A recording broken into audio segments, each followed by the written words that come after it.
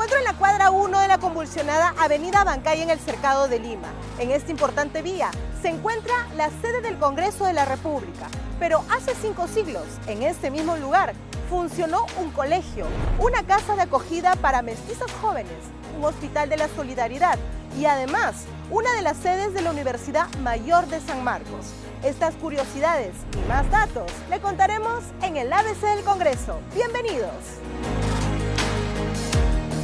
Profesor Arroyo, estamos ingresando aquí al hall de los pasos perdidos. No siempre esta estructura ha sido transitada por congresistas, por diputados o por senadores. Funcionaba aquí un colegio que era para mujeres, porque en el virreinato había la idea de que había que educar de una manera u otra a los súbditos del rey, ¿no? La idea era que estos súbditos fuesen unos buenos cristianos, ¿no? Unos buenos católicos y también fuesen buenos súbditos. No era un colegio cualquiera, sino era un colegio para mujeres mestizas, que precisamente son las hijas de los conquistadores con las mujeres andinas que habitaban nuestro país, ¿no? En aquella época. Efectivamente, ¿no? Era un colegio diseñado de esta manera, porque vuelvo y repito, ¿no? La legislación virreinal, contrario a lo que mucha gente piensa, es una legislación en la cual hay una preocupación tanto por los blancos o españoles o criollos y también por los mestizos. Por un lado tenemos la República de Españoles, por el otro lado la República de Indios y cada uno con sus propias instituciones y leyes. Profesor, ¿y este colegio ocupaba todo el espacio que ahora conocemos como Congreso de la República o de repente solo una parte? No, solo una parte porque compartía también espacio con el convento y el hospital que funcionaron acá. Precisamente, es lo que después, años después, cambió, ¿no? Hacer un convento y un hospital. Hay algo aquí interesante también que tenemos que remarcar, que las 3 virtudes que hemos mencionado, la plaza esta de las 3 virtudes, ¿no? Que son la fe. Que es lo que ahora conocemos como la Plaza Bolívar. Así es, ¿no? Que es la fe, ¿no? Que tiene que ver con el Tribunal de la Santa Inquisición, ¿no? Con la iglesia, ¿no? La caridad que tiene que ver con el hospital, ¿no? Y la esperanza que está fundada en la educación de la gente joven. Este fue un hospital, ¿no? Para enfermedades que no tenían nada que ver, con ejemplo, con pestes. Y además es importante también indicar de que en las iglesias, ¿no? Cuando alguien salía de este hospital, ¿no? Podía ser enterrado en las iglesias aquí que tenemos bastante cerca, ¿no? Porque esos eran los espacios para enterrar a las personas que podían pagar por los entierros, ¿no? ¿Cuántos años aproximadamente estas tres instituciones, ¿no? funcionaron aquí en el espacio de lo que ahora conocemos Congreso de la República? Cuando llega la expedición libertadora del general San Martín en 1820, él llega en septiembre de 1820, pero apenas él pone un pie en Lima, por así decirlo, destina lo que es San Marcos como la sede del Congreso, ¿no? Y ahí van a funcionar el Congreso durante muchísimo tiempo, ¿no? Pero lo importante con la llegada de San Martín, ¿no? Es que él convoca, ¿no? a elecciones el 27 de diciembre de 1821, en una clara muestra de que él no está dispuesto a asumir el mando como un dictador.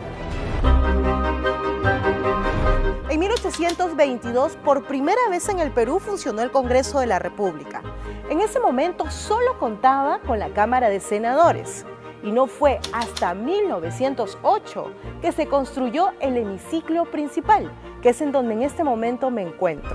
Aquí funcionó la Cámara de Diputados. Actualmente 130 congresistas de más de 10 bancadas sesionan aquí.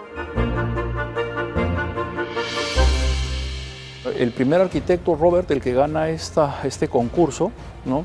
Entrega en 1908, ¿no? lo que es la Cámara de Diputados, y va a ser hasta 1939 en que se entrega ya el palacio tal y como lo conocemos. Cuando se entrega y está listo para su inauguración, el Congreso está cerrado. ¿Por qué razón? Porque el presidente Benavides ¿Fue disuelto? Había disuelto, ¿no? el Parlamento en 1936 cuando anula las elecciones de ese año. A nuestro primer presidente constitucional elegido de manera indirecta, porque es el Congreso el que lo elige, es el mariscal José de la Mar y Cortázar. Ahora, este presidente genera o impulsa, mejor dicho, la convocatoria a un nuevo Congreso Constituyente que nos dará nuestra segunda Constitución, sin contar la vitalicia de Bolívar.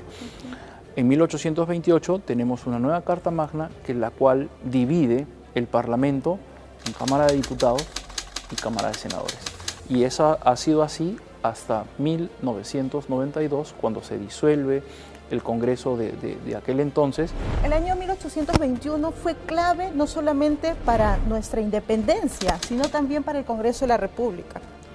Sí, porque San Martín había reunido el poder político y el poder militar, pero conociendo el carácter de San Martín, a finales de ese año 1821, concretamente el 27 de diciembre, lanzaron una convocatoria para un Congreso Constituyente, Congreso que tendría que haberse instalado al año siguiente, ¿no?, en abril, pero hay que entender la coyuntura, ¿no?, en la que está viviendo el Perú. 1822 es el año en el que San Martín, por un lado, va tratando de consolidar instituciones en las cuales se tenga que sostener el nuevo Estado peruano, pero por otro lado no hay que olvidar que los españoles no se habían ido, porque una cosa es proclamar la independencia y otra cosa es ganarla.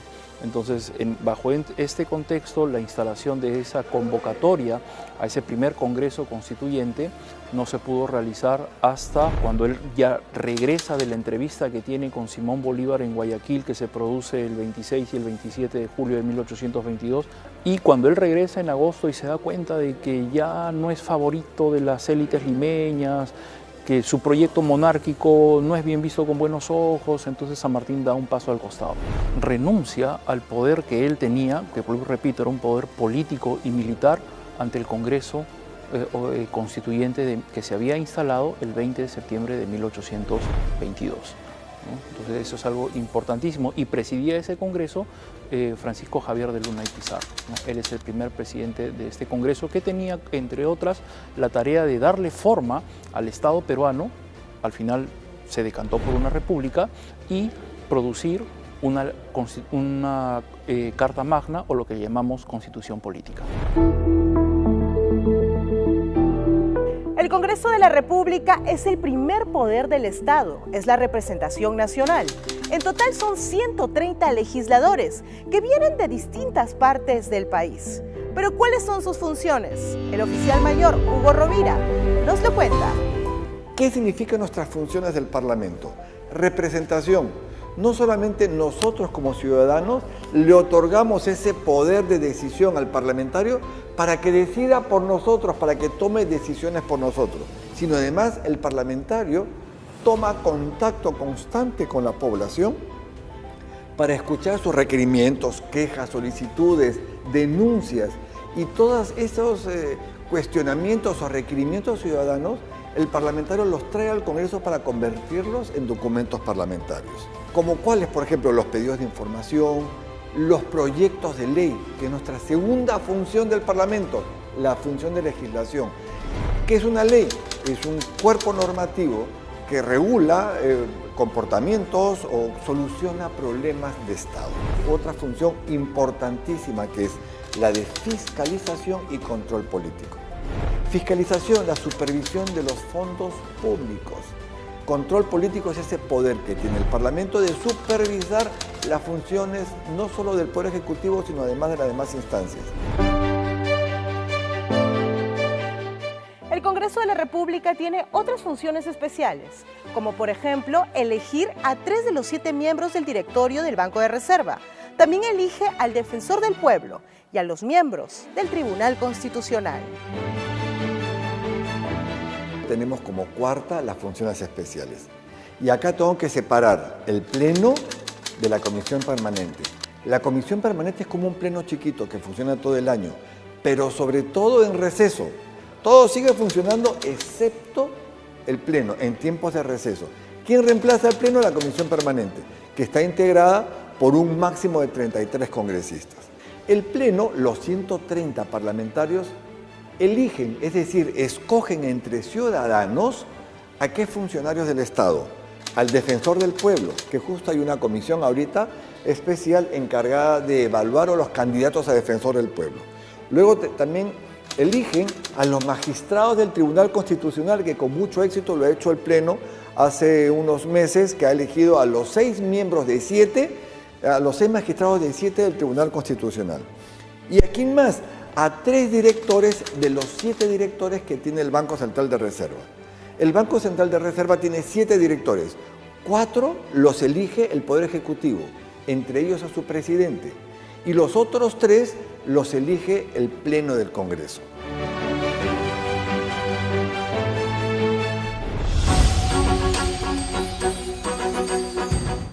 No olvidemos que las principales funciones del Congreso de la República es fiscalizar, control político, legislar y representarnos a todos los peruanos.